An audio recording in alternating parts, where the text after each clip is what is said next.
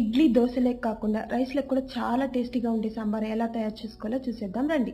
ముందుగా పప్పుని ఉప్పు పసుపు వేసి బాగా సాఫ్ట్గా వచ్చేంత వరకు ఉడకబెట్టుకోవాలి. ఈలోగా ఒక బ్యాండీ పెట్టుకొని ఆవాలు ఆనియన్ రాడిష్ వేసి పచ్చివాసన పోయేంత వరకు బాగా ఫ్రై చేసుకోవాలి.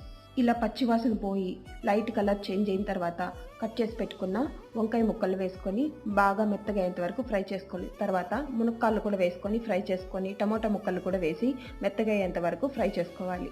ఇలా ముక్కలు బాగా ఫ్రై చేసుకున్న తర్వాత 1.5 టేబుల్ స్పూన్ కారము, 1.5 టేబుల్ స్పూన్ ధనియాల పొడి, చిటికెడంత పసుపు వేసి బాగా ఫ్రై చేసుకోవాలి. ఇలా 1 నిమిషం పాటు బాగా ఫ్రై అయిన తర్వాత ముందుగా రెడీ చేసి పెట్టుకున్న పప్పును వేసి బాగా ఉడకనివ్వాలి. ఇలా మూత పెట్టుకొని మునక్కాయ సాఫ్ట్ అయ్యేంత వరకు ఉడకబెట్టుకోవాలి. ఇలా మునక్కాయ ఉడికిన తర్వాత ఫైనల్గా సాల్ట్, చింతపండు రసం వేసుకుని 1 నిమిషం పాటు బాగా ఉడకనిచ్చి ఫైనల్గా ఇంగు వేసి దించేసుకోవడం అంతేనండి. Please subscribe చేసుకోవచ్చుగా.